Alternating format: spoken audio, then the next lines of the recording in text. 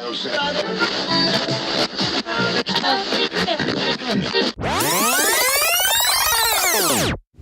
are now tuned in to the LREIB podcast. For those of you just passing through, here's where we discuss life, relationships, and everything in between.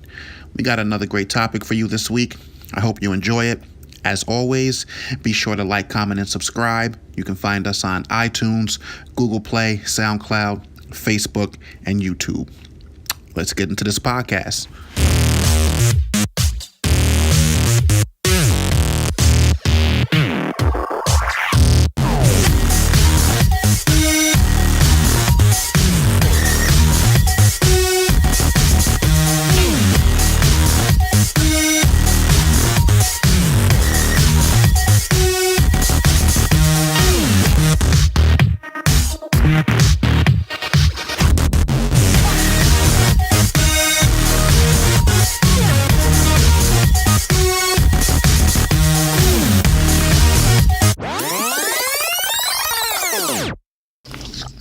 All right, welcome back, everybody.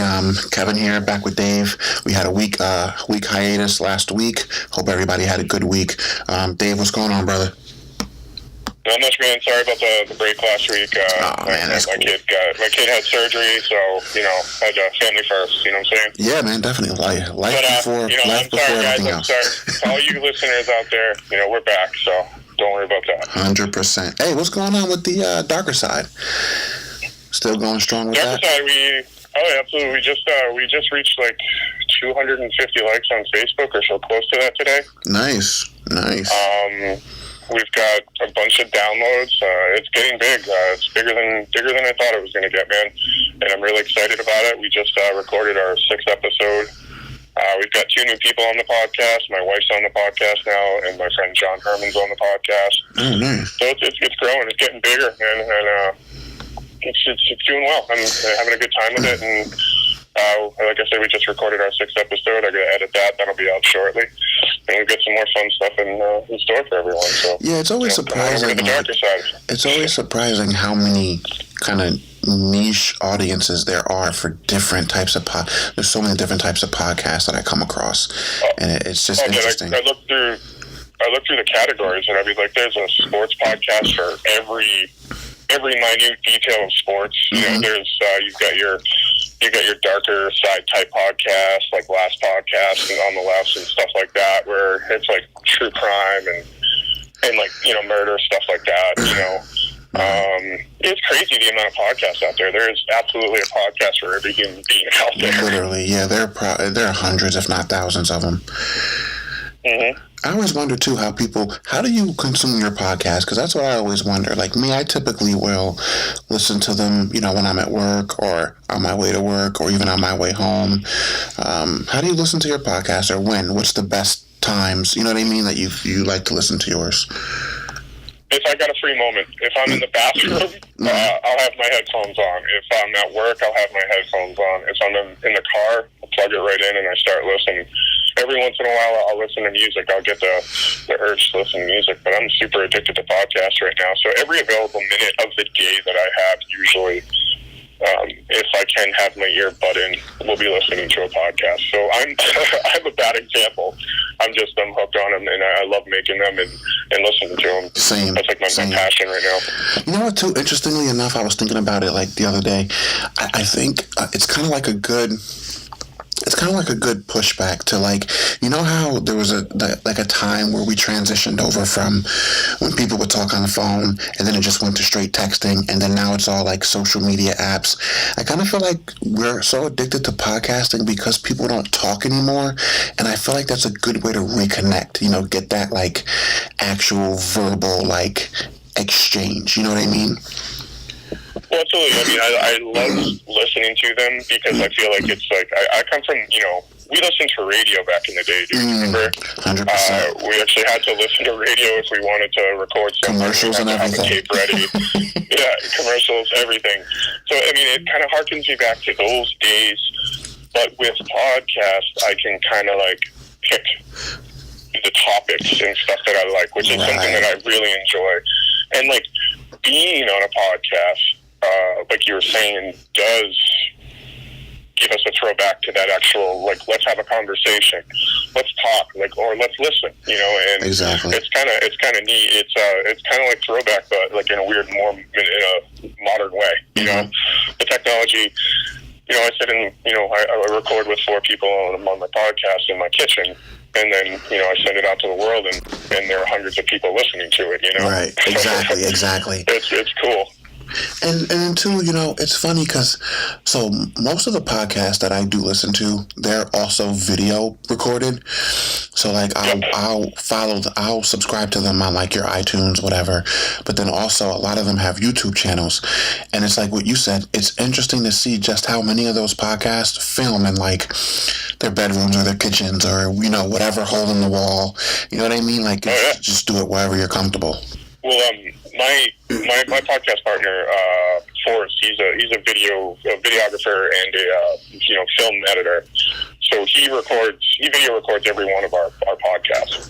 Eventually, most of them will eventually go up after he's done editing them all. So, you know, it's cool. It's cool to have, you know, that side. I mean, it's nice that you can actually put either your audio version or a edited video version of your podcast on YouTube, so people can actually get to know the people that they're listening into, and then kind of, you know, you get tight and close with the people who host these podcasts. 100%. Especially if you've got one that you've been listening like 200-300 episodes of them, you know. Yeah. They become part of your life, part of your you know, part of who you are. You know, you feel close to these people. I mean, it's like, you know, getting attached to like an actor or a music artist, you know, but this way I feel like I get to even know these people even more because I hear them talk and discuss the things that I enjoy and that I like to listen to. So it's fun, man. Really, this is, you know, one of the better, I think, platforms out there nowadays to where we can get either real information or have real discussions. From a real person's perspective, I like the raw. I like the raw nature of it because you know that it's not, at least for most of them. You know, once certain podcasters get big and they start getting sponsors and things, they tone it down a little. But for the most part, I like that raw feel. Like you don't have a production manager or somebody saying what you can't say or what you can say, and it's for the most part it's just unregulated and it's just raw, natural form. That's what really I think. Yeah, it's like pirate radio, man. You know, but it's legal. You know, the FCC is not going to come down on you. It's nice.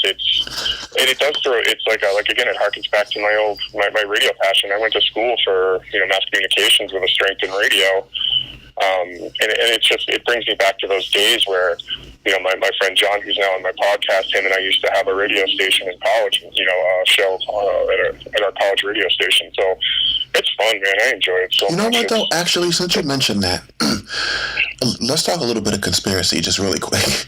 So, because it's interesting, most of the radio personalities that I grew up listening to, and even some of the ones that I'm still into now, so they went and got these degrees in communications. And like you said, they might have had like a college radio show or, you know, what have you. They went through all these traditional channels. And then they're, you know, FCC regulated and there's all these regulations. Are you surprised, or do you think that there's going to come a certain point, because podcasting is huge, do you think there's ever going to come a time where they might try and start regulating it? Because it's funny how so many people have this formal training, but now all these people who can just plug in and just the world can hear what they have to say. I'm surprised that hasn't been attacked yet, quite frankly. Well, yeah, I mean, I don't think that it will ever be regulated, per se, like radio stations, because, you know, radio stations and TV stations and those things use government-owned radio frequencies to communicate and broadcast. So from that perspective, I don't see them ever coming down on podcasts. One, because it's basically all it is just an audio file that you upload to the internet. Unless they regulate the internet and the internet content, like some countries like China and North Korea, exactly. I don't foresee that happen. The only thing that I foresee them happening is maybe coming down on like the monetization of the podcast, which YouTube started, you know, about a year or so ago. Yeah. Right. And then, I mean, if you listen to, you know, any of the podcasts that you started listening to like maybe 5 years ago, now those podcasts that are still making episodes, there are ads, there are sponsors, there are breaks, and which I don't mind because, I always find a new product from listening to my favorite podcast. It's an interesting niche market for advertising as well. But here's that's so funny you say that, because I got a little take on that too. I really don't agree with how a lot of these advertisers started cracking down and pulling out of YouTube, and you may eventually start seeing the same thing with podcasts, but right. Podcasting really started, and all these direct-to-consumer platforms like YouTube, where people just said, I'm going to put a camera on and just start talking shit and see what comes of it. It didn't start off as, I'm going to get advertisers, because there were none. The advertisers came when they saw that people were generating a market for themselves. So to then pull out of that, it's like, we didn't ask you to come here anyway. You guys found us type of situation. You know what I mean? Right. In the beginning, obviously you had those individuals that were like, ooh, new idea. How about I do make these little webisodes of stupid shit that I do at home, and then all of a sudden, oh, wow, look at that, I've got 500,000 views. Oh, interesting, and they continue to make videos, and then that one 500,000 views 2 weeks later has 1 million views. Mm-hmm. And then all of a sudden, you got, they got companies like YouTube, for example, who are like, ooh, you had 1 million views. That means 1 million people watched you. We can make money off of that. Right. I think it was YouTube's fault in that respect. They're the ones who created the monster. Of and course. then just recently they started, they've made millionaires out of, guys who would just make funny videos in their home, like in their or playing video games. People are getting... Some of the biggest YouTubers are gamers. Mm-hmm. Yeah, and all they do is just video record themselves playing with 2 other dudes, fucking swearing and making stupid offhanded jokes to each other, and they're getting 1 million+ views. Dude, there are kids out here. There are kids out here making videos about them playing with dolls, and my 6-year-old eats that shit up. You know how many kids? My son loves it, dude. Dude, and those kids get millions of views. They're like millions. Views. Their parents are making money off of them. Like, it was all about me playing the latest video game when I was growing up. These kids love watching other kids play video games. What? I can't. It's fucking crazy. And in the monetization of the video casting and video sods, on YouTube and stuff like that started the whole thing. I'm sure of it. You get your podcasts like Mark Maron and Joe Rogan. Those 2 podcasts alone, nobody's ever going to get the amount of downloads that those 2 podcasts have. Right. I'm sure there are a few out there. There are probably 100 that are as powerful as them, but I love it because those guys are making money. I love it because it really gives people an entryway into kind of carving out their own way in this free trade market system that we always talk about. What's interesting though is I think it's one of my favorite things about it is that it's still kind of like the Wild West, of course, or like the free market that we all dream about, or the libertarian dream of the free market is and we can do what we want to do. We can say what we want to say, and we don't have to be afraid of somebody coming down on us. If an advertiser doesn't want to advertise with my podcast, I can always find another advertiser who has no fucking problem. And then, and then you get into... I get like Dollar Shave Club wants to leave my podcast because of my views, but I guarantee you Adam and Eve won't mind if I peddle their dildos, Right. Yeah, but then you get into... You know what I mean? Then you get into like situations where it's like you have a lot of people who want to become entrepreneurs and they have small startups and they might not have the capital to advertise, but they come across a young podcaster who might be just getting their views expanded and they strike certain deals. So then that opens up another part of the market as well. But more to your point too, what's also interesting is it's that same raw, kind of thing where YouTube came in and said, oh, look at these random people making these videos and people love it, and then they started figuring out ways to create revenue streams. But it's like, again, they created that and they knew coming in that it was the raw nature of the content. And now it seems like those same people are getting penalized for that same thing because now it's too raw. Because now the advertisers are so huge that they don't want to be associated with the wrong types of videos or content now because they don't want their consumers, giving them backlash. It's like, you got to pick one. If you choose to get into this market, knowing that it's a raw market, knowing that it's uncut, knowing that it's unfiltered for the most part, you got to foresee these things. Don't penalize these people now that they've created a market for themselves, but now you're getting backlash. It's like, pick one. Right. Yeah, I mean, either do or die. Like, just get out of the game completely, or work with all the popular podcasts.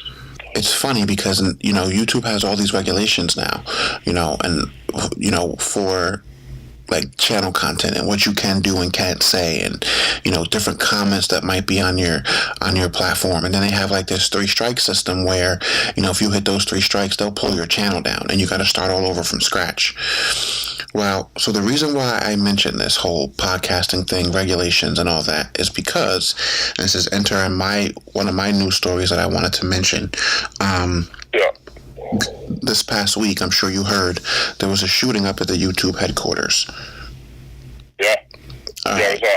It was breaking news all over the place. All over the place. You couldn't get... Yeah. I mean, I literally was posting the stream to my Facebook as it was literally like airing for the first time, and your stream wasn't even. We didn't even know that it was a female shooter. No, we didn't know any of the details when you first started streaming that. Yeah. Mm-hmm. So, right, turns out, and I still don't know all the 100% particulars, but it turns out this woman was motivated because of her channel that she had and some issues that she was having with YouTube related to her platform and them starting to censor her content. It's kind of why I mentioned this whole kind of segue. Yeah. So. Well, yeah, I mean, I guess apparently, like you had stated, that they basically changed their formatting for monetizing certain platforms. So they basically came down on certain platforms and said that we're not going to monetize certain things that you do anymore. They're trying to make themselves a legit company, but I mean, like, YouTube is a dark, dirty place, and will always be a dark, dirty place. You can't make it look shiny. You can't make a piece of shit Ford look shiny just by putting a new coat of paint on it. It's still going to be a piece of shit Ford. But the thing is, too, it's like you don't even need to. I mean, some things should just be allowed to exist the way they are. When you're not talking about prime time television necessarily, where someone just stumbles across a channel and then if something's offensive, it's offensive. YouTube is it's you choose what you want to click on, and the only things that are like on my channel, the only things that get presented to me to watch, like recommendations, are things that follow suit with other things that I've already watched in the past. And I choose to click on those things or not. So how can you deprive the people who clearly want to consume that type of content and then, say that, oh, we can't do this because of XYZ? It just doesn't make any sense. To me, it's just censorship. Right. Doesn't YouTube have a version called, like, RedTube? That's like the rated R version of their platform. So no, okay, no. So no, so okay, so I'm a RedTube subscriber. What that is, so if YouTube is basically, if you're consuming YouTube videos and content on, let's say, like your smartphone or device. Once you navigate away from that app or turn off your screen or whatever, then that content goes off. What RedTube is, it's a subscription where, and I think I pay like $10 a month. I can be listening to a YouTube video, I can be in another app, or I can turn my screen off altogether to save the battery on my device and still be listening to whatever channel or content I was listening to. So it just allows you to have that continuous play. A premium version of it. Exactly. Yeah. Which I like, because a lot of the stuff that I listen to, like I listen to like scary stories, like when I work at my night job, I listen to like scary stories and things where there is no visual. It's just audio.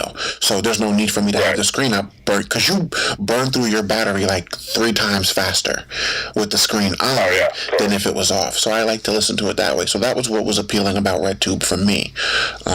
YouTube Red it's called. And then now they have YouTube TV, where it's like you can get rid of your cable subscription and subscribe to that. And it's so many different avenues and markets. But it's like they can continue to find ways to monetize for their benefit, but they'll only allow us to do so much. You know what I mean? It's cool. I mean, what if you do have one of those platforms that they're no longer allow monetization or monetizing, and you're still getting millions upon millions of views? Why isn't your platform or your videos or whatever you're doing on your page just as valuable as the content that you deem deem like, oh, this is what we're going to do. We're only going to do this side, and not do this side. I mean, I'm not all for the alt-right, and I'm not about bigotry, and I'm not about intolerance. But they should have the same right as anybody else in this platform. First Amendment rights, if we're going to go that route. They should have the ability, even if it's the content they don't deem, even if it's not alt-right content, but it's content that YouTube doesn't deem good enough for their monetizing. Mm-hmm. It doesn't matter. I mean, if they're getting the content views, then they should be they should be able to have advertising and other things and money flow coming in just as much as the other what you deem acceptable on your YouTube. Well, I think it's one of those situations where the bigger you get, you think of a startup company, and then they get to a certain point where they start expanding, and then that company goes public, and then it's all these other issues. Now you got shareholders you have to appease, and now you have so it's like, I think the bigger the advertising dollars became for YouTube, I think those advertisers started to gain more power and said, look, these things are on this platform. You're choosing to advertise our commercials or infomercials or whatever on these videos. We need to start having a say. And I can understand to a certain extent, because you don't want a certain advertising company who their market base is, let's say mothers, and then you're advertising their infomercials on videos that talk about, abusing women or fuck women, or I can understand that to a certain extent. But my thing is like, if you're getting hundreds of thousands and millions of views, it still opens up another market for you as that YouTuber, because now, you can come out with your own products, merch, if you have your own things going on, maybe you're a part of a band, maybe like me, you're an author and you have books that you want to sell. So it does open up other potential revenue streams for you, because once you get those followers, then you can figure out what you want to market to them. So they'll never be able to fully demonetize YouTube. Even if you take away all the payments per view, I can still market to my audience and my core following. Oh yeah, you could open up a Patreon for yourself and have all your followers subscribe that way. Exactly. To help you monetize instead of pushing ads on people. Yeah. Just so you know, Google owns YouTube. Yes. So that might be a part of the monetary issue, is that Google is cracking down on their AdSense program.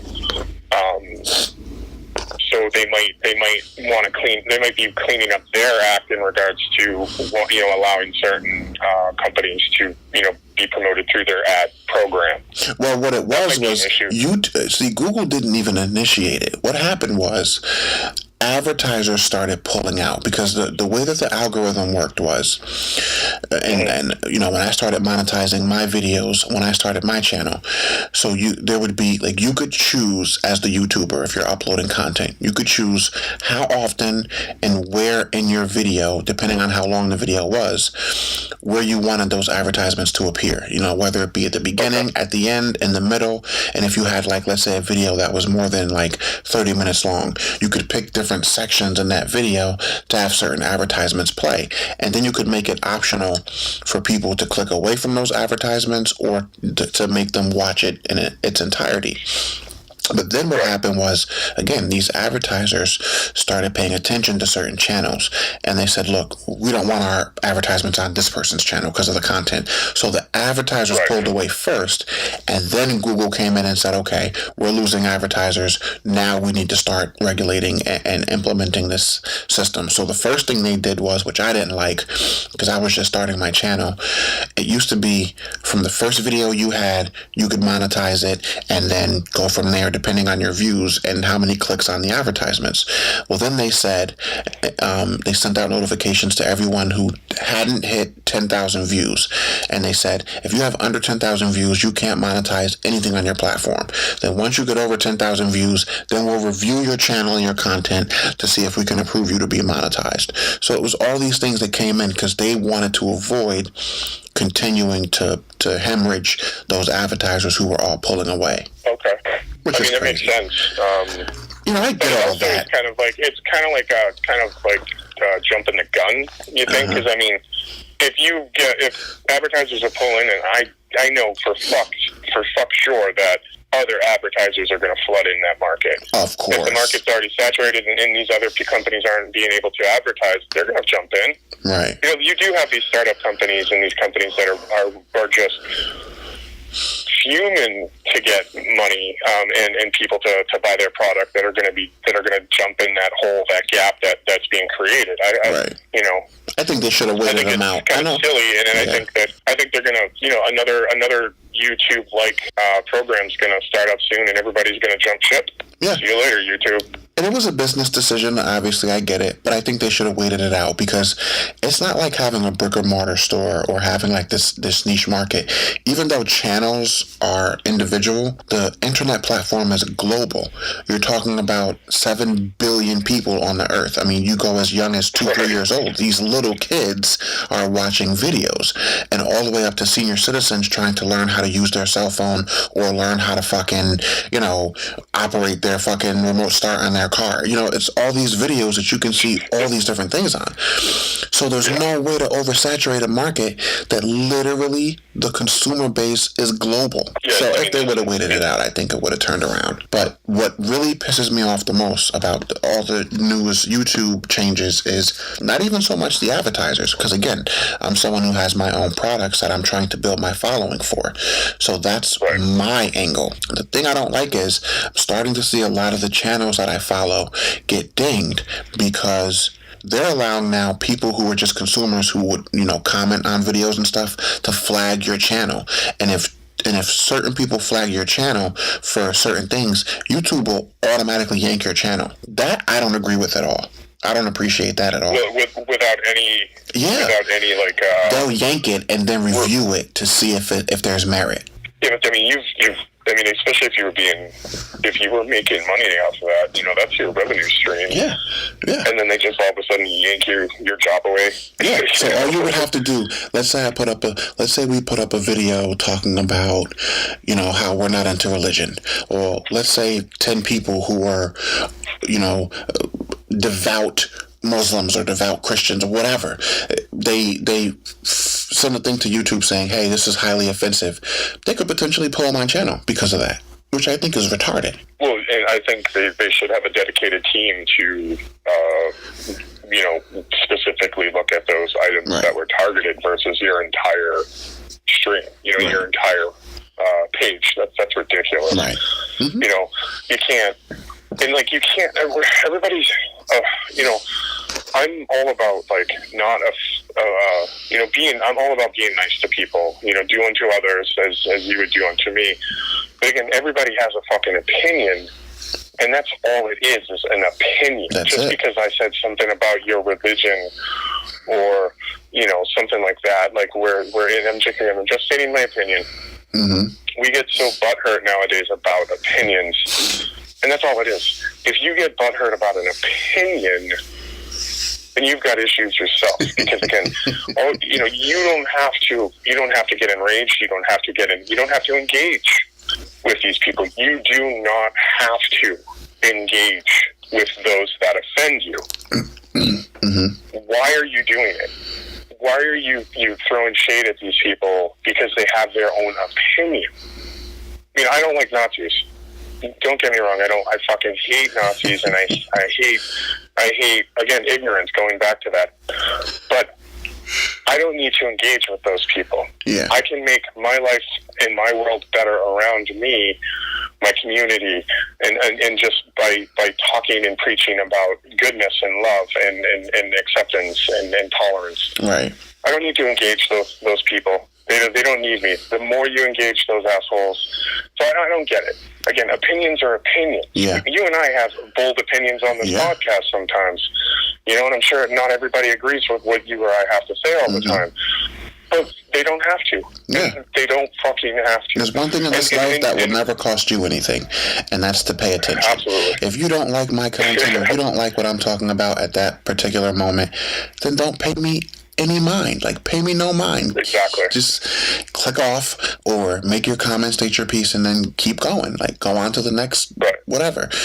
You know, because there's certain platforms that I know that people of a certain background or from a certain walk of life won't agree with, and then there might be other content on our platform that they do. Everything's not for everyone, but that's why this channel is so multifaceted, because, you know, there's something for everyone, but everything's not going to be for everyone. It's not meant to be. Right. I mean, I know for a fact that there are podcasts out there. One in particular, and I won't name them, but I know that they don't have much in the way of advertising whatsoever. But they get $300,000 a month on their Patreon. So, you know, you don't have to advertise. You don't, you know, just because of somebody's opinion. You don't have to pull content because of somebody's opinion. Because there's still ways for these people to monetize their platforms. And I think the whole, literally, you know, you getting butthurt about something that somebody said in their personal video, or their video, again, of their opinion, or something they said in a joke, or something like that, is absolutely ridiculous. All right, yeah. So, you know, that I just wanted to open up the platform. I mean, I just wanted to open up the episode with that, so that we could talk a little bit about the nature of what's been going on with all these censoring and all these, you know, regulations that the YouTube and Google has been putting into place. I think that might be a part of the reason why a lot of YouTubers are switching over to podcasting, even if not full time, you know, just as another alternative, because, like you said, it is a lot less regulated, and you can say whatever you want, and people are going to decide, you know, if they want to subscribe or not. So, well, I've never really been into the video. I mean, I think videos are cool, but I think like the old song used to say, "Video killed the radio star." So, you know, coming from a radio background, podcasting is my ultimate platform. Yeah. So I think there is something to say, though, when you can marry the two. You know, you have like an awesome podcast episode, and you can see those two people, you know, or see that person interacting with the camera and speaking to you. I think it's you know, whatever works. So anyway, that was my 30-minute that was my 30-minute news segment. You had something that you wanted to go in about too, FBI and Trump and raids and all that. Well, I just thought it was interesting that today, coming through the news, and getting my feeds all blown up today, that the Mueller investigation, or Mueller investigation to the Trump collusion and everything. And I just thought it was kind of interesting that Mueller and the FBI raided Trump's personal attorney today, basically seizing all documents in relation to Trump and his affairs overseas, and with other certain things like Stormy Daniels, the cover-up, the $300,000 cover-up for their sexual actions, etc. I just thought it was interesting that happened today. I didn't think I would see that type of thing happen in this investigation with our wonderful overlord Trump. I didn't think it would ever get to this point, so I thought it was interesting, and I'm actually in awe of the situation, and I just thought it was interesting that it did happen. And again, in a world where Trump was always like, "No, it's never going to happen. I'm innocent," blah blah blah, and then all of a sudden his lawyers, office is being raided by the FBI. I just thought that was an interesting little thing that happened today, and I'm very interested to see where this goes in the future and what that means for America. What's really interesting to me is I remember a time when, if you were in politics, you didn't want to have or couldn't have any dirt or negative press attached to your name, because that meant the end of your political career. That shit is no more. This president has made history. I don't think there's been a president in recent history that has had more negative press, more negative attention, and it seems like the shit just he's like made of Teflon. Like nothing sticks to this guy. It is ridiculous. Well, I mean, if you look at who he has been through his entire life, if you look at I'm pretty well versed in Trump's history because I've listened to multiple podcasts, I've done some research, done a lot of reading into his past, and I think that shit just slides off of him because of how he was raised with his father, etc. And then all the shit that he's dealt with. I mean, all the bungling and all the bullshit that he's come through, and basically the entire time stating like, yeah, my shit doesn't stink, I've done nothing wrong, prove me wrong, you know? Like, so he's just been this hard type of guy. And then we also have a president that, going toward, speaking in regards to that, is that this is the first time we've had a president who basically handles his own social media. And at any moment of the day when he's angry or upset about something, he literally gets on his Twitter feed and types out a tweet about a situation without even talking to anybody in his PR. You know what I'm saying? Like, which is crazy. He doesn't even give a fuck. It's crazy because you're like, every president prior to him actually thought about any type of communication that they put out into the public beforehand. So they were diplomatic and presidential. You mean? Life, and everybody's like, "What the fuck?" Yeah. So you mean every other president has been diplomatic and presidential? Yeah. Presidential is the word. Yeah. Oddly enough, though, I think it's that type of behavior that made him so appealing to that demographic of people who voted for him. I think people were so fed up with the status quo and did not want a politician, and he is the farthest thing from a politician. The only non-politician president that we've ever had. Mm-hmm. Well, even George Washington, he was a general, but he was also a statesman and a politician. Right. You know. Right. Well, we have George Washington to thank for the fact that there are only 2 terms for a president. I mean, George Washington could have, if he wanted to, continued to run and would have continued to be elected for who knows how long. He's the one that said back then, a president should know when to step down because we want to avoid the same types of monarchy situation that we fought for our revolution, fought the revolution to gain our independence from. So he kind of started that. And then, I'm trying to think, let me fact check because I don't know people. It's Roosevelt who did like 4 terms. Okay, and there was someone else who did more than 2, and then after that they finally put an amendment in that said you can't be elected for more than 2. Right. But George Washington started that though. He stepped down because he foresaw the potential for that to go the wrong way. I will say honestly, that's probably my biggest criticism of our political system is that there's no uniformity. So like you have a Supreme Court justice, for example, that's a life term. As long as they're continuing to be elected into that position until they step down, that's their position to lose, so to speak.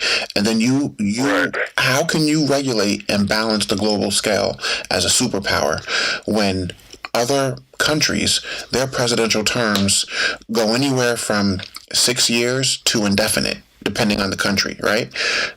I don't think a 4-year term, even though if you go back through our history of our presidents, there's very few presidents who only serve 1 term, but for the most part, 4 years is not enough to make the changes necessary to come in and fix up whatever the last administration might have started or didn't get to finish or might have messed up, because it's taken 20-something years to turn around what Reagan started, the downfall that happened back then. It's taken all these years since then.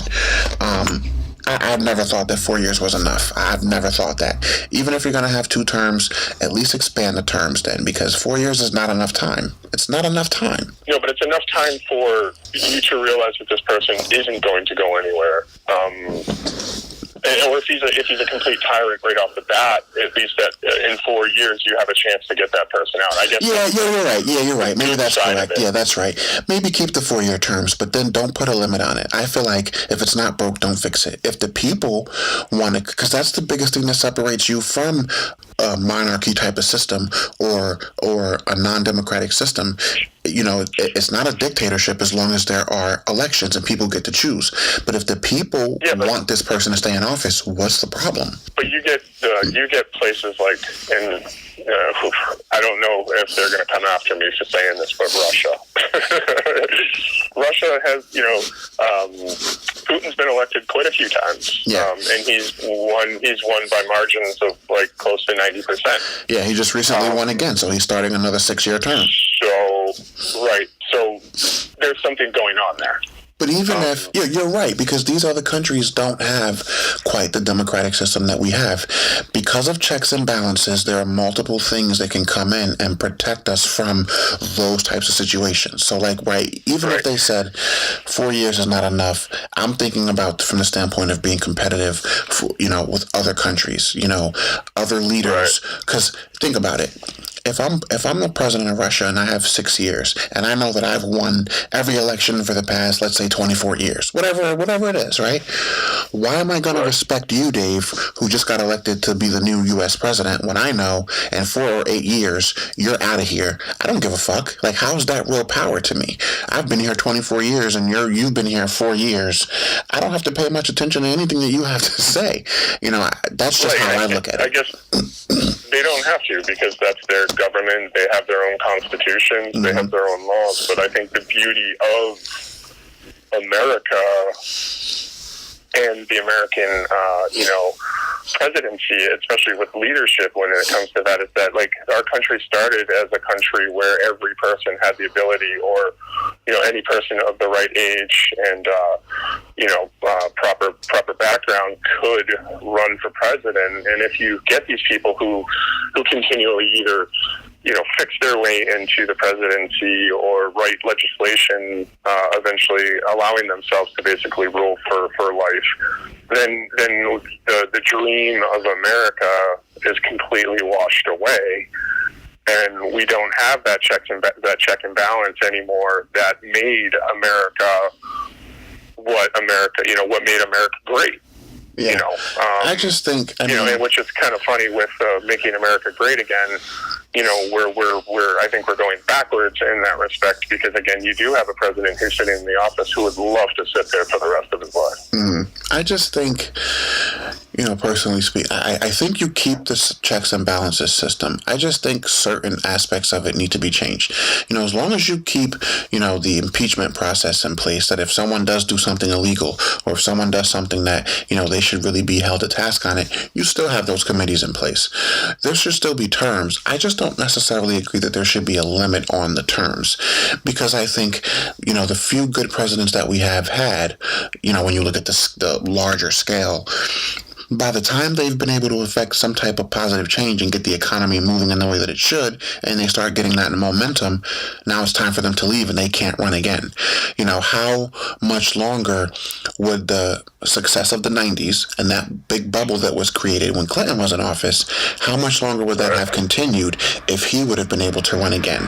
You know what I mean? You just think about certain things. It's like, if it's not broken, there should not be a system in place that says, that's it. This needs to, because if you think about it, this is why I say 4 years is not enough. 4 years as a president, right? Let's say if that president didn't get elected again. That first 4 years, them coming in, that's the span of a high school career, right? 4 years. 4 years of high school, 4 years as a president. That first 6 months is really just a rubber stamp, because it's mostly briefings. Because think about it, election is in November, inauguration's in January. So a lot of what you're doing as a new incumbent president, a president-elect, before you take that official oath, a lot of it is just prep work. And then even after that happens, the next 6 months after that, you're really just still getting briefed on the bullshit that went on, or whatever went on before you took the oath. And so you're trying to figure out where the last president came. It's like coming into your job, for people who work shifts, and getting all the pertinent information from the last shift, and then you can start your shift. It's like a lot of that time, almost a quarter of that 4-year term, is you acclimating yourself with what went on the prior 4 years. And then you have maybe 2 years to do some real shit, right? But really, it's only a year because then you have midterm elections. And then if the midterm elections go a certain way, you might lose your support in the House or in the Senate, and then you can't get anything done anyway. And then that final third year, before you get to that fourth year, you're really just prepping for your re-election again if you've only served your one term. So you're really not getting much done anyway. So it's all crisis management at that point. And then if you do happen to get reelected, which most presidents have, it's the same thing all over again. And then you spend that last 2 years of your final term really just trying to squeeze out whatever thing you had on your agenda before you're finished and you're out of there. But then even when you are out of there, that next president can come in and say, I didn't like this that you did. I didn't like that you did. I didn't like that you did. Here are 3 executive orders to put these on hold while I try to get them repealed. What? Right. It's like too much back and forth. My opinion is that, the problem isn't necessarily with the office of the presidency, and I think it's the campaigning process. So for the majority of the years that we were running, our presidents were running elections, the president actually didn't go out on the road. The person who was elected to run as president or who was being nominated to run for president didn't go on the road. They handled their business where they were, and people went out and advocated for them. The problem is that these people, again, are spending a whole year leading up to this next election for re-election, when honestly, if you're running for the president of the United States, the greatest seat in all of the powers of the world, and and that could just be from an American standpoint, but a lot of countries will say the same thing. You sit in the top seat of the world, or you're going for that seat, you're running for that seat. You should prepare yourself from day one, the day you start that job, just fucking running into it. You should be president. You should be the president. If you are running for that, you should prepare yourself to be president. You shouldn't have to spend 6 fucking months in this bullshit. You should be ready. You should be prepared. You should already know the information that you need to know to get in there and do what you want to do as a president.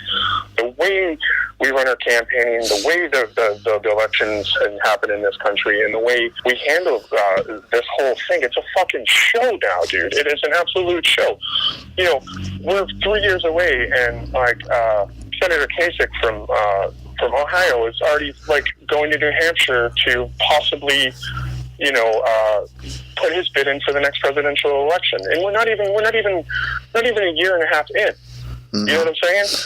It's fucking ridiculous. And we put it on every friggin' thing. Everybody's talking about it all the time. Let's handle the business while you're in the office. Don't think about that shit. Let other people handle your campaign. You've got a job. We elected you to be president. Do your fucking job and do it for everybody in your country, not for the fucking people who paid for you to be there. Well, I think the problem with that, though, too, is, Dave, is that, it's all optics, because I feel like if you don't start getting out there on that trail, and if you don't shake hands and kiss babies, people are going to feel like you're not personable enough. You know what I mean? Well, that's the modern problem with technology, I think, and that's the biggest problem that we have. If you look back in the history of the presidencies, again, within the last 30, 40, 50 years, 30 years, so let's say the last 5, 6, 7 presidents, those are the ones who started this whole, once TV came about, you never saw a president, prior to Nixon and stuff like that, who were out and literally in the TVs campaigning and stuff like that, like they do nowadays. It's a fucking show. It's all about money. And we're not getting the right representation and the right people who are willing and ready to jump into that position as a president, in my opinion. And again, history will tell you the same thing if you go back and do it. If you go back and do the research, that again, the person who was running for president prepared themselves for the job prior to going in there, and from the start we're off and running, and now it's just now we have these situations where the president has to spend 6 months with briefing and all this other stuff. Yeah. You hire the right people to delegate these positions and these jobs and to give you the information you need. that's what a good president, that's what a good, CEO, that's what a good manager does. Any good leader, any good manager, you're only as good as the people around you.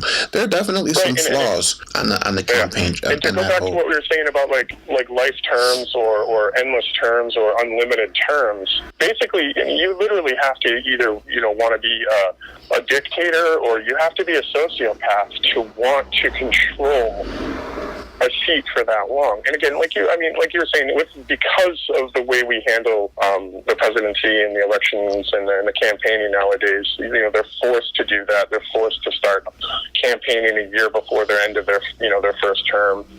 And it's just silly. The person who's sitting in that job should just be doing their job, and other people should be handling this for them.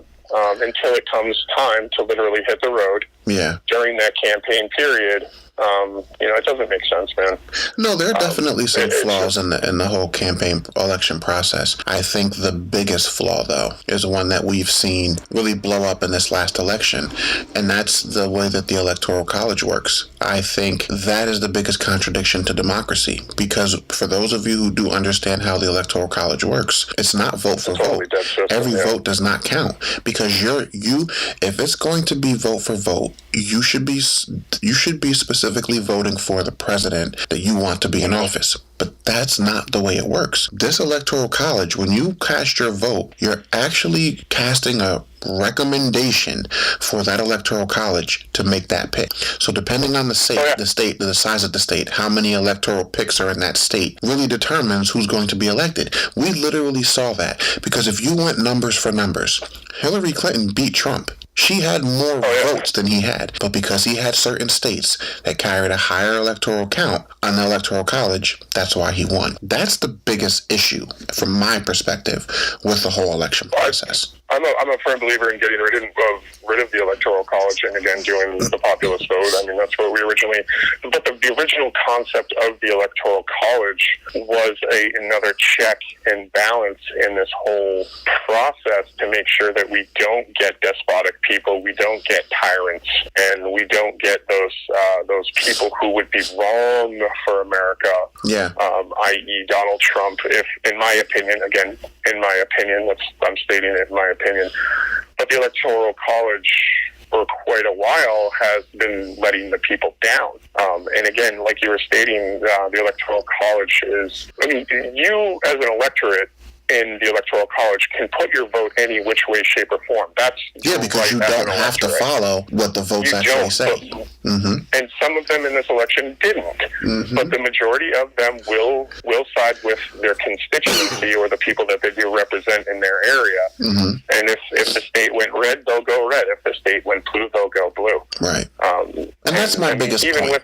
Even with her winning the popular vote, it all came down to districting and, constituency in regards to that electoral area. But which is retarded, and that's my whole point. It is. I can understand having checks and balances, but at a certain point, it becomes redundant. If you have too many checks and balances, that at a certain point, you're no longer allowing that free system to move freely. Exactly. So, I'm wholeheartedly in all for the popular vote wins. If you win, you win fair and square. Right. You won. But I think in the respect of actually voting, I think there might have to be a little bit more regulatory things to make sure that people are voting properly and not abusing the system. And let's be honest, too, there is enough technology in place, and I know that they've been entertaining the idea for quite some years now, more seriously in recent years. But there's going to come a time when you will be able to cast your vote from a secured internet connection. Voter booths, it's outdated. It honestly is outdated. Those systems are too old to regulate, and that's why I think you had a lot of these issues with, did Russia compromise our voting booths, those voting machines? It's an outdated system. Come up with a new way. There are plenty of things in place to come up with a new way to allow people to cast their votes, and let's bring it back to the original vote for vote. You vote for the person you want to win, and that's that. Yeah, the problem with that is I'm not really sure how we could get to a point where we could securely unless you're given like a voter registration code that's like 30 digits long, and it's kind of like your Bitcoin wallet. You know what, Dave? Honestly, I don't think it's any less secure than filing your taxes. You know, you use your social security number, you file your taxes every year. You're not there in person. You're not there to properly prove your identity, but they have enough systems in place to know that if you're that actual person filing those taxes, and if you're not, I guess, I mean, if you're using your social security number in this country, then they should have a database once that social security number is used, that person can no longer vote, and you have which is already in place, right? In which you have, and then you'll have like a backup program to make sure that no social security numbers that are deceased people are being counted as votes, which is already in place. They have all this. See, that's what I mean. They have all. So I guess you're right. I mean, I could just go online, type in my social security number, address, contact information, and then place my vote right online. Yeah, perfect. Because you know what? I think that's make it a fucking national holiday and everybody gets it off. Because you know what? Two things are going to happen. That's the best way to avoid the controversy of voter restriction. You know, if you don't have the proper ID, if you don't have this. Listen, if I'm a citizen and I have a valid social security card, a social security number, then I meet the eligibility requirements to vote. Fuck an ID. Fuck that. The people who are disabled and can't make it to the voting booth, the people who have to work and can't take off and can't make it, you eliminate that. You 100% eliminate that. Then you're going to have the majority of the people who are able to decide a part of that process. Then we really will know who the people choose. Right, and I guarantee you, America, literally like only 30 to 50% of the people come out and vote who are eligible to vote in any of these elections. You know, in the last few years, we've had some of the lowest, I think the last election was one of the lowest turnouts ever in America. Right. Because people just don't give a fuck anymore. And then this one was a little bit bigger. But I mean, if you were to allow everybody to just do it from their home or from a secure, place, like in your home, secure IP, address with your personal information, I guarantee you're going to get upwards of 70, maybe 80% of people who are eligible to vote to actually will vote, and you'll see astronomical numbers and a possibility of real change in America. And then, if that's the case, right, I think if you implement that, then maybe the Electoral College works better, because you're going to have a very high difference in the number of people voting, because the turnout's going to be exponentially higher. And then you could say, okay, you can't do it from your Wi-Fi connection. You have to plug in your Ethernet cable. Great. If you have cable, if you have an internet connection, you've got an Ethernet port. Plug in the cable and vote, and then it's more secured, because that's more secured than a wireless connection. Awesome. And you're done. I mean, if you have people who can remote access and to work from home, systems are already in place. You can make sure that those connections are secure, and you can make sure that those people are able to really exercise their civil liberties and take part in the highest responsibility, which is, participating in your office, your public office votes. I mean, your public elections. Why not? If I could use my thumbprint to purchase a $3,000 thing on eBay. Yep. Why can't I use my thumbprint on my phone to cast my vote? 100%. Come out with a voting app. The same way we use our fingerprints to unlock our phones. Come out with a voting app. You got to put your fingerprint down. You got to put your social security number in. Go ahead and cast your vote, and you're done. Yep. Yeah, hands down. I mean, that's the dream, right? Yeah. I mean, hey. You eliminate a lot of the shit that goes on every election, because some of these elections have been so close that it really could have gone either way. If we had these things in place, would we have had the issue we had with George Bush and Al Gore back in 2000? Would we have had that same issue as close as those votes came? The same issue that we had in this most recent election. Would we have had this issue with popular vote versus Electoral College? Which one's better? Which one's worse? We wouldn't have had these issues. Right. All right, just my take. Exactly. 62 minutes in. Fuck it. We had last week off. It is what it is. Right. Domestic violence. And the reason, so what kind of motivated me to want to talk about this is for, any hip-hop fans out there. In the past couple weeks, there's been like viral videos of the rapper Fabulous and his longtime mother of his kids, Emily. There was a domestic dispute, and there was a video made by somebody who was just witnessing the situation. I guess he was threatening and had a sharp object in the video, and then there was a there were charges filed, and then he was alleged by his kid's mother to have, prior to that, hit her and knocked out her front teeth. So everybody went crazy about this whole thing. So I said, you know what, I'm not going to talk specifically about that, but I do want to talk about domestic violence because I do have my own opinions about it, and I do have kind of like, my own little insights onto that whole thing. Well, of course, I think we all, we both are in committed relationships. We're both married, and domestic violence is something that is kind of rampant around the country and I personally, I have my own opinions, obviously, too. I don't believe in it. And I should preface this. I should preface this by saying a lot of you aren't going to like my opinions on it. I'll preface it that way. So yeah. Okay. You've got to put a disclaimer out there. Hey, sure. Always. So, me, I'm a peace-loving person. I've always been a peaceful. I do have a dark side to me. I do get angry. I do snap, but it's mostly, I just yell a fuck or stub my toe on something, or kick angrily at the refrigerator or something. But I've never raised my hand to a woman. I was raised by my mother, basically, and she's always instilled on me from an early age that you just don't hit a woman. Mm-hmm. Now, adversely to that, if I'm thinking hypothetically, if I was ever in a situation where I was being abused by a woman, there's a time for self-defense and a time for, I guess, appropriate actions, and that means to get yourself to a safety. Mm-hmm. But me personally, I could never hit a woman. I've never been interested in battering anybody.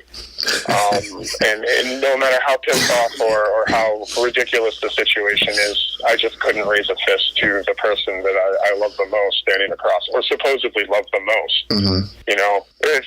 Domestic violence, it's a thing that runs rampant in this country, but it's just something that I've never, and it's sad that I have to say it's never appealed to me. It's because to me, it's just something that you don't do. Mm-hmm. If you're that miserable in a relationship and you coexist in a toxic relationship like that, get the fuck out. Mm-hmm. There's no goddamn need to live in a violent relationship, whether you're the attacker or it's a mutual attacking situation. I just personally, and I just don't feel the need for it. There are means, there are ways to get out of it. But then you those people who are abusing people are going to be serial abusers, so no matter who they're with, most likely are going to get battered or whatever. Mm-hmm. But it's just a toxic situation. There's no need for it. Again, get the fuck out. And if you do have, people who are serial abusers, in my opinion, are scumbags. They're people who have a mental deficiency. Something went wrong in either their rearing or they're just they're psychopaths or sociopaths. I don't know. The world needs less of them, in my opinion. Mm-hmm. Here's a disclaimer. If you're a part of the feminist movement, the Me Too movement, if you're a part of this new generation of people who just see shit one way and that's just the way it is, and it just is what it is, I'm going to allow you a few seconds to decide if you want to click away, not listen to the following, because this might offend you. First of all, let me create some separation. There's 100% a difference between the guy who comes home from work and because he had a bad day, he decides to beat his wife. That's not what I'm talking about here. We're not talking about those people who they have some issue or something going on where they just feel the need to beat up on their partner. It's not what we're talking about. We're talking about the majority of the cases where it's just everyday life situations. People get into their arguments or conflicts or disputes. And let's be honest, a lot of us, especially the people in our generation, we're so fucked up from our childhood. We don't know how to have healthy conflicts. So, disagreements turn into screaming matches, turn into shit being thrown, turn into,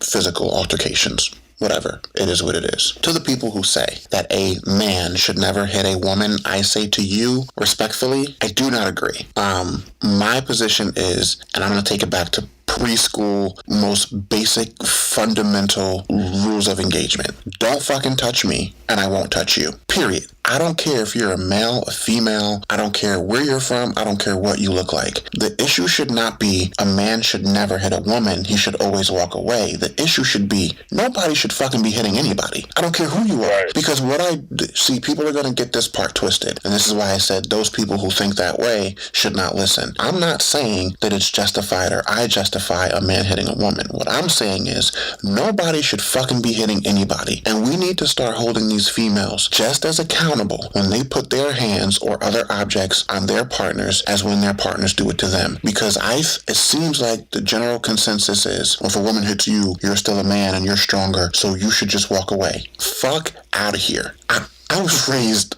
a little bit different. I was raised that, if someone puts their hands on you, you have every human God-given right to defend yourself. Now, here's the problem, too, in our society. I think people overanalyze the reaction, but they minimize or don't put enough weight into the original action, right? We learned in 4th grade science class that every action has a reaction. That reaction may be equal to, may be greater than, may be the total opposite from the original action, but every action has a reaction. It's cause and effect. If I'm walking down the street, I walk past a stranger and purposely, just because I'm having a bad day or just I'm in a shitty mood, I punch that person in the head just because, just random. And that person pulls out a gun and shoots me. Okay, maybe they overreacted, but maybe I shouldn't have fucking put my hands on anyone. You can't get inside of a person's head in any given situation or on any given day. Every relationship has disputes and disagreements, right? If you're in a relationship where you never get into an argument ever, that's not a healthy relationship because you're not communicating. Because you'd have to be a mute. You'd have to be a mute to never have a disagreement with a person who you spend every waking moment with. Impossible. So my thing is, you're just a weird fucked up person who's passive aggressively dealing with life. Yeah, and this is another part where I'm going to make some separation between the two genders. Let's just be honest. Women are, for the majority, more emotional than men. I always look at men as being a little more logical in most situations, right? In the situations that I've seen, again, here's the disclaimer. We're not talking about men who are just abusers, and because their dinner wasn't hot enough or cooked a certain way, they're beating on their wives. We're not talking about that. Talking about situations where, let's say your wife caught you cheating, and instead of talking to you about it, she's throwing plates at your head. Look, again, it might be an overreaction. Maybe you shouldn't have did what you did, but you never have the right to cause me physical harm or threaten physical harm to me, no matter what it is that I did. But you see these videos all over the internet. You hear stories about it from your friends. You have maybe even had it happen to you. You do something your girlfriend or wife caught you doing, or said something to her or whatever, and she may have thrown something at you or hit you or whatever the case, went crazy. I see it all the time. Am I really going to expect that man at a certain point to just keep walking away? I literally watched a video the other day on Facebook where this girl, and they were like probably teenagers or early 20s. This girl was literally teeing off on this guy, and he kept walking away. She was literally ripping the shirt off of his back while punching him in the face with her free hand. I'm sorry, but at a certain point, nah. We're not doing that. Like, don't act like there are not prisons full of women who abused and ultimately killed their husbands. Let's not act like it's only men, because it's not. And that's the issue that I have. It's not only men, it's women too. Even in same-sex relationships, even in lesbian relationships, there is domestic violence. Like, people... it's all over the place. Yeah, we live in a day and age where people just don't know how to use their words. I would rather have a heated argument where the volume and the tone is elevated rather than there be a physical altercation. But let's just be honest. Some people don't know how to keep it verbal. Some people just always escalate to physical. And I'm not saying it's right, and I'm not saying it's not. What I'm saying is, if I didn't put my hands on you, if I'm not violating your personal space, and you put your hands on me, then I have every right, whether I choose to act on it or not, to put my hands on you. Period. That's just how I look at it. Absolutely. I look at it from that same perspective again, like I was saying. If you're in a situation where you're being hit by a woman or you're in a mutual abusive relationship, if you, and in general, like you were saying, don't put your hands on me because I'm not putting my hands on you. Right. don't fucking touch me. We shouldn't be hitting anybody. But if you are going to attack me, even if it was something I did wrong, outside of hitting you, if you're going to hit me, I do have the right to defend myself from that situation. I don't need to be hurt. I don't need to be hit. Granted, you're mad and you want to beat me up, but this still doesn't give you a right to attack me. And looking at it from that perspective, I can agree with you there. That's my again, I am a peaceful person. Yeah. I am a peaceful person, and I'm not going to hit you. Mm-hmm. So I definitely don't expect you to hit me, and if you do, know that I will protect myself because I do ultimately want to continue living or not want to be hurt in any which way, shape, or form. And look, we're not talking about your wife catches you cheating and she breaks a plate over your head so you beat her to a bloody pulp. No, this is not what I'm saying. These are extremes. Unfortunately, this type of shit happens. These are extremes. We're not talking about that. Every day in America, dude. I'm just saying, if you hit me 5 times, then I at least should be able to get 1 in return. Like, come on. Like, you're not going to sit there and keep physically assaulting me. Because, Dave, there are women out there who literally say, I don't care if a woman hits you. I don't care. You have to walk away. Fuck you. Like, you learned this shit in kindergarten. Keep your hands to yourself, be respectful of other people, and don't invade anyone's personal space. Period. Like, it is what it is. I'm the most gentle and the most calm person in the room. But if you put your hands on me, no matter what you look like, no matter what genitalia you have, please expect and be fully prepared for the possibility that if you put your hands on me, I'm going to defend myself. Whatever that might entail. Yeah. It just is what it is, because there are plenty of men in their grave, because they carried that shit to their grave that, well, this woman was hitting me and stabbing me, but I just couldn't hit her back. Nah. It comes down to simple preservation at the end of the day, right? It's simple preservation. It's just human nature. Like, I have to be able to defend myself. If nothing else, the law allows for me at a certain point to be able to defend myself. Now, there is a fine line. Defending yourself can very easily cross over into you then becoming the aggressor. And I'm not saying that you should ever become the aggressor. I'm just saying that if the situation didn't warrant you being physically attacked, and you are physically attacked, then you have a right to match that force with equal force until that threat is finished. I mean, not to cross subjects here, but think about all these recent police shootings, right? I'm just going to mention this for like 10 seconds. These police are killing people, and it's not even justified. That's not equal force, meeting equal force. We're talking about you putting your hands on me or even an object, because women like to grab objects, and then me retaliating in a defensive way. I don't even know if defensatory is a word. It just sounded good. It just is what it is. Like, look, and maybe this is off base, but you want to be equal. Women can do everything a man can do. Great. Then don't cry damsel in distress and say, but you're stronger than we are. I'm sorry, but, you got women out here who are stronger than men. I probably wouldn't stand a chance against a fucking female MMA fighter. Like, what? That premise is off base, to say automatically because you're a female, a man is stronger. Not necessarily. And just because you're stronger, if I'm not defending myself and you're just allowed to openly attack me, I'm at a disadvantage. Period. Yeah. And then people, I'm bigger than my wife, and I've got a lot of weight behind me, and I could do some damage. But I definitely do not want to get hit by that woman. Right. She's hit me in the the shoulder, joking around, and I'm like, God damn! If you hit me across the face, I'm fucked. Yeah. And look, it only takes a certain amount of pressure to knock somebody out. It only takes a certain amount of pressure to do damage. If your face is completely open and you're standing there having a verbal dispute with your wife or girlfriend, and she punches you in the face, she can knock one of your teeth out. You're supposed to walk away with blood dripping all over the floor. Break your eye orbit, I just don't. Do some damage. Just like any type of normal punch when you hit somebody. I don't agree with that. You're causing bodily harm to somebody. I don't agree with causing harm to anyone. Not at all. And that's my point.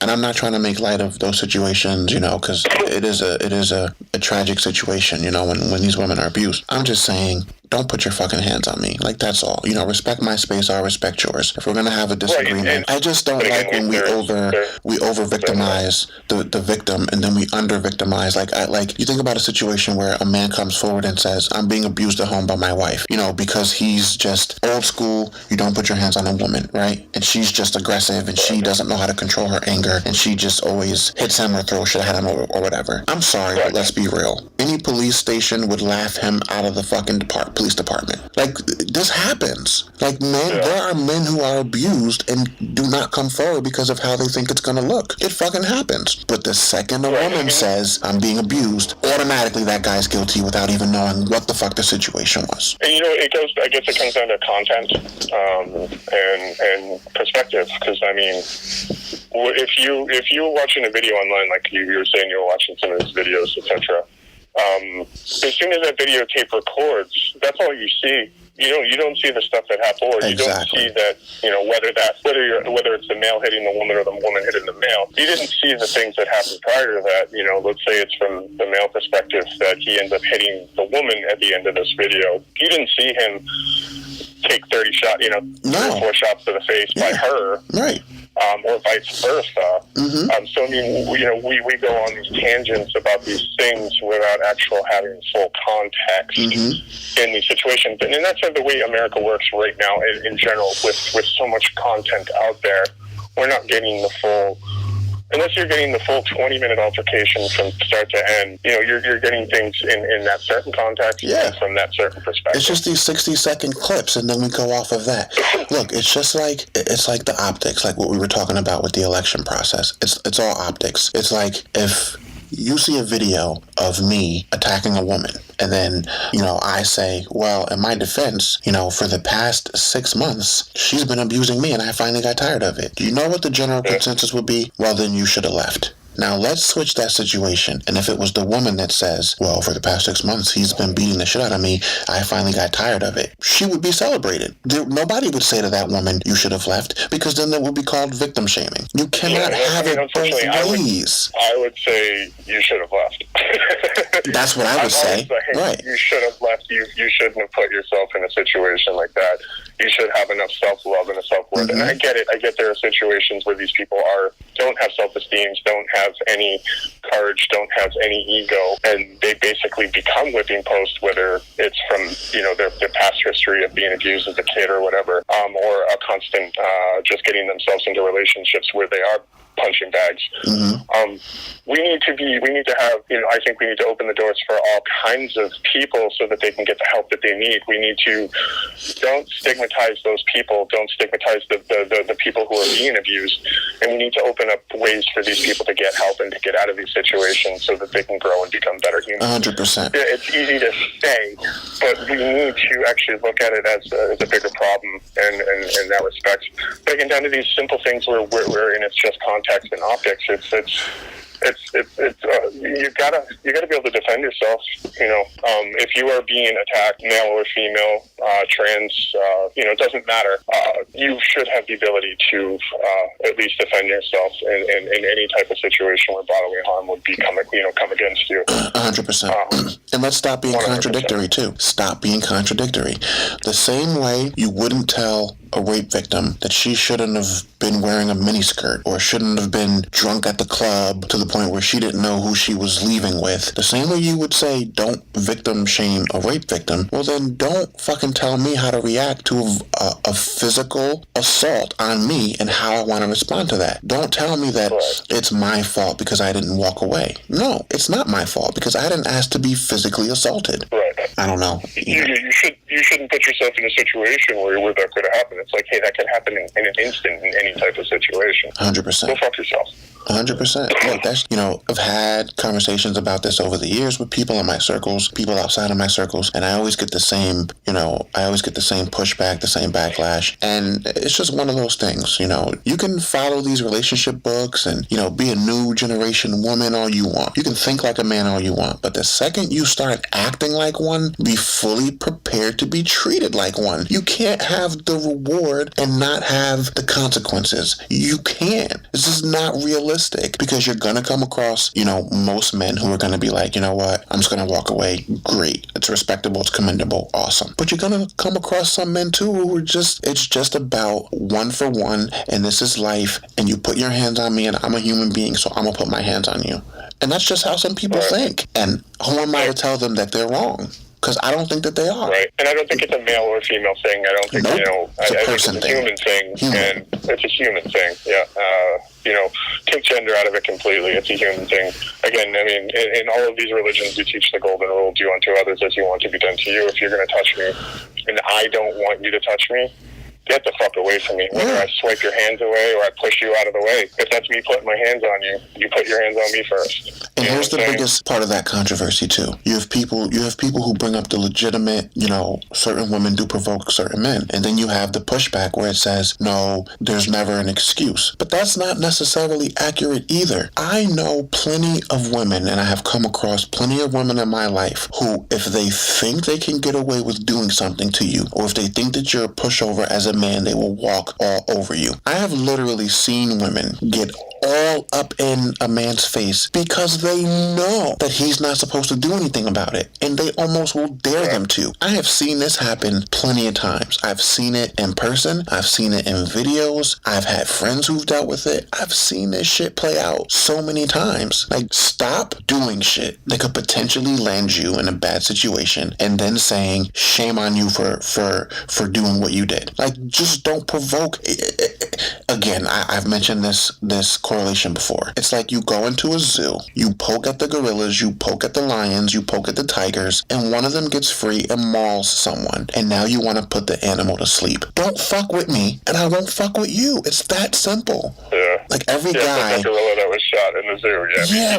He didn't ask for the kid to fall in there. And no. No, he was just a captive animal who was provoked to the point to where every guy is not a predator or a woman beater just because there might have been a 60-second clip of them putting their hands on a female. I remember there was a video, this was like some years ago. It was filmed by like a Walmart store or something like that, or Target, in a parking lot. And literally on this camera, you saw this woman, and I never researched the situation, but you could see her multiple times punching this guy in his face. Like, she just kept hitting him. At a certain point, he just turned around, hit her back one time compared to the 20 times that she just got finished hitting him, and that one time laid her flat out. Now, is he wrong? At a certain fucking point, he was walking away. His back was turned. You know how dangerous that is for him? Yeah, she could have, hit him with a club or anything, honestly, with her. But, anything. It's a catch-22 for me because, again, I would probably be the one that would just continue to walk away, but eventually, like a bee attacking me, I would have to swat it away, but I don't want to.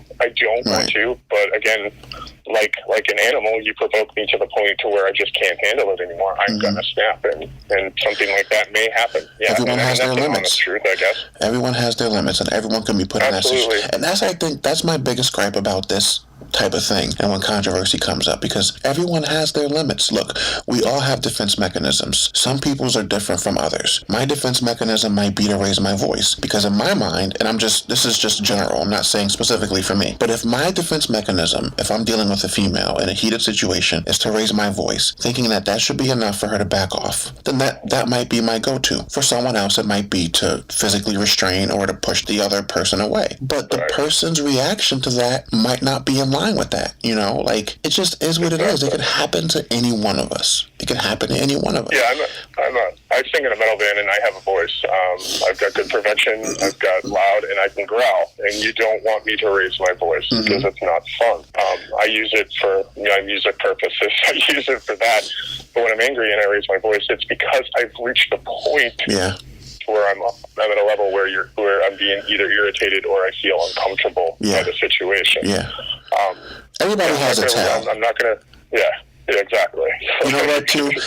And I think we got to stop. If my voice isn't enough, and you're still gonna, badger me or hit me or abuse me, then what are you gonna do? You either walk away or get away as fast as possible out of the situation, or you're gonna have to defend yourself. Yeah, and I don't pacify. I'm looking at it from that perspective. I don't pacify adults. I'm sorry, but I don't. I can't do it. If it's a child, that's one thing. I do not pacify adults. There are tales with everyone, and you hear the story play out over and over and over again. For a vast majority of victims of of domestic violence and things like that, they always say, well, I saw the signs early on, but I thought he would change. Or I saw the signs that things were escalating, but I thought that I could stick it out. You're responsible as an adult. If you get into a relationship, I don't care what your gender is. I don't care what your sexual orientation is. I don't care how you identify. I don't care what race you are. I don't care what culture you're from. I don't care. You're responsible for getting to know the person that you're entering into a relationship with. And you're responsible that if you see those cues that kind of tell you that something's not quite right, it's your choice to either leave that situation or stay in it.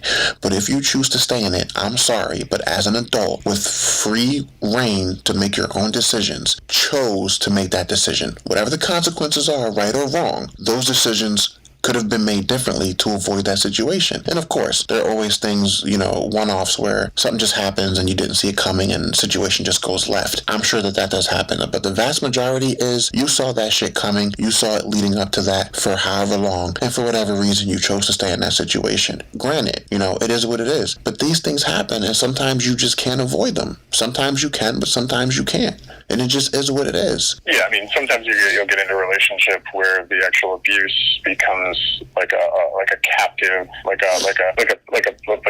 this person is actually literally holding you captive. You have no life outside of the house. You can't go anywhere. This person has a watch on you all the way. There are those instances, obviously, that go on the fringe, but as a basic human being, you should have some self-worth and some self-preservation mode within you to know that you need to get the fuck out of these situations. Yeah. And if you are in these situations, it literally takes you 5 seconds to go online and to find a battered person's hotline or a group that you can talk to and try to find a way out. There are churches that'll help you with these situations. There are all these other things that you can help. There are friends, family. There are friends and family who know you're in these situations that want to help you get out of these situations. You have the ability to do it. Choose to do it and act upon it. Again, if you choose to not act upon it and stay in these situations, you have to live with the consequences, unfortunately, of your decisions. Right. Absolutely, 100%. I don't believe in any type of abuse whatsoever. I think it's absolutely 100% wrong. Again, people shouldn't be hurting people. They shouldn't be putting their hands on people. Right. We should try to coexist peacefully as much as we possibly can as human beings, and that's the only way we're going to grow as a society and as a race. 100%. Because again, we are only one race. We're the human race. Everything else is just semantics and culture. And stop putting the onus. Unfortunately. And stop putting the onus on the person who reacts. Put the onus on the person who initiated the situation. I think that's one of the biggest problems in our society. We blame the person who reacts to the situation, but we don't put enough fault on the person who initiates it. It might sound elementary to some people, when you would hear, 4th grade, your teacher asks you, or your parents ask you, why are you fighting with your brother? Or why are you fighting with your sister? Oh, they started it. Look, I know that it's 2 wrongs don't make a right, but sometimes it's don't start shit and there won't be shit. And it's just that fucking simple. But it's like if you want to use the analogy of the Charlotte incident that happened with the alt-right and the Make America Great Again movement. If they didn't go down there and start this protest, then this woman wouldn't have died by getting run over with a car. At least that's what people say. It's like, but then you get all these people blaming these people. Well, why were these other people protesting, these alt-right people? And then they're blaming the protesters against this situation for the death of this woman when, there shouldn't have been this whole protest to be, the alt-right and Make America Great Again. There shouldn't have been a rally to provoke that situation in first. If we could just all coexist and live as human beings and understand that that's all we are. Yeah. But see, and even in that case, even if there is, if you're exercising your right to free speech, and you're assembling and congregating in a peaceful way, so the alt-right, they're having their protest, and then, this other group is having their protest. If my protest against your protest is peaceful, nobody has the right to purposely run me over with a car. You know what I mean? I don't know. That's what I was ultimately trying to say. Yeah. It just is what it is. I know that I'm probably going to take some blowback, but this platform, whether it's 500 listeners or 500,000 or 5 million, I gotta be honest and I gotta be exactly who I know myself to be, and it's what I was raised, my values and my moral compass is calibrated based on my past experiences as a collective. It's just one of the few basic things that where I approach everything in life. And my general position is that, I won't do anything to disrespect another person that I would not want them to do to me. And if I do it to them, then I should fully expect and be prepared for the fact that there may be some consequences to that. That's all. Yeah, some blowback, absolutely. And again, I have my opinions. That's what, again, this platform is about, is for us to express our opinions and open a conversation. Again, as we always say, if you don't like what we said, write us about it. Hit feedback. us up on the Facebook Awesome. and hit us up on whatever social medias we got out there and give us some feedback. Let us know that you didn't like what we had to say. Yeah. That's fine. We can open up a discussion and have a true, meaningful discussion, and hopefully we can all come to an understanding. And if we can't, at least we had a discussion. And I'm not talking about getting on there and calling us, fucking idiots and snowflakes, or you're too fucking conservative and you're a piece of shit. I hate you. Your views are stupid. That's not a discussion, people. That's Nope.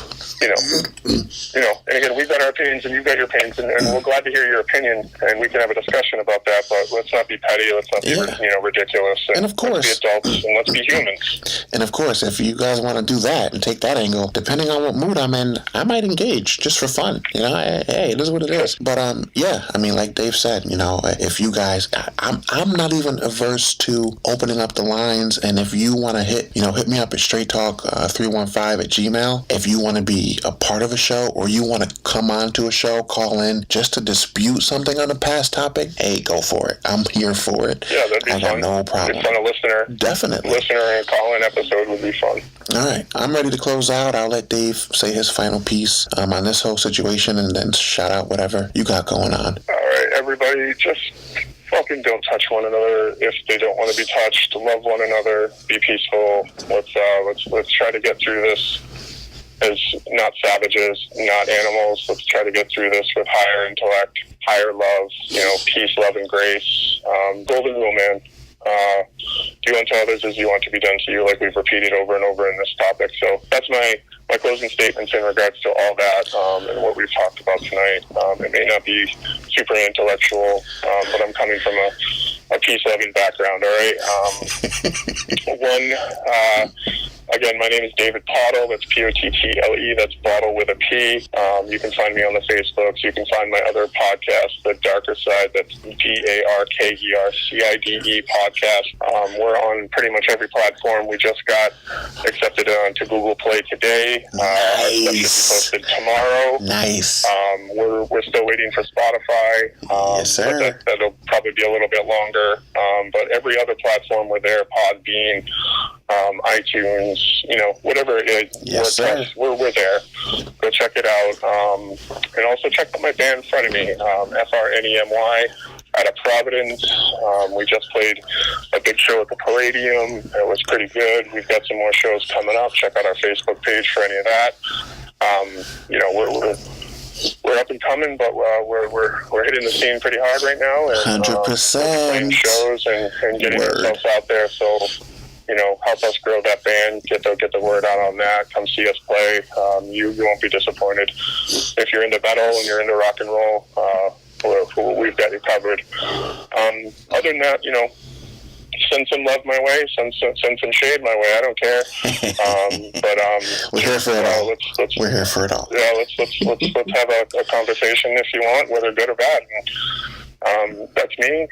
Again, Dave Pottle. Check me out on my pages and my podcast and bands and everything. And everybody. This format is for us to just talk about certain things, get the information out there, and open up discussions. And please come back, like, subscribe, and rate all of our stuff. Honestly, we need you guys to literally get on the iTunes, put a stars down, however many stars, put some words down and rate that. That way we can get this platform even bigger and hopefully get out to a bigger audience and build this podcast, build my podcast and my band, etc. Just get out there and do that. Do that as a favor to us. If you like and you listen to this, please just do that one little thing. That's all we ask. Yeah, Definitely. Peace and love, everybody. And Peace look, and love. and if you listen to our podcast, share it. Share the link. If you're on Google Play, if you're on iTunes, if you're on Spotify, share the link. Share it to your social media. Let other people join in on the discussion as well. Because it's this platform is here so that we can all learn how to better connect and relate to each other. And I can't do that. We can't do that unless you guys help us get the word out there. I hope I didn't offend. Hope I didn't offend too many people today. I just have these moments where I have to just be real. Even if it's at the cost of people thinking that I'm just an asshole or an idiot or whatever. It just is what it is. Just be respectful. I don't shy away from disagreements. Just let's make it intellectual. Let's make it respectful, and then I state my premise and stick to it, and then you state yours, and then we'll see where the chips fall. And that's really the best that I can hope for. And I think if we learn to do that, I think a lot of the differences that we have will start to go away, because we'll see that we're all the same. iTunes, Google Play, Spotify, YouTube. Check me out on Instagram, Facebook, and Twitter, Life Relationships, and everything in between. And for my ultimate disclaimer, if you're still here and you didn't exit stage left 30 minutes ago, if you listen to this podcast and you think that I talk a lot of shit, you're 100% correct. I talk a lot of shit because I'm passionate about the shit that I talk about. And if you listen to this podcast and you think that I'm overly opinionated, well, then you're 100% correct again. We all have opinions. The difference is I try to use my opinions to affect positive change. At the end of the day, I'm just a realist who sees shit for what it is and who tries to approach every situation in a commonsensical way. My logic is undeniable, and that logic is that there are few things that separate us: oceans, borders, and culture. Outside of those few things, we're all just people, a part of one human race, trying to find the best way to carve out a life for ourselves and the people we care about. I don't pretend to know everything. I just know what I know, and I'll see you on the next one. Peace and love.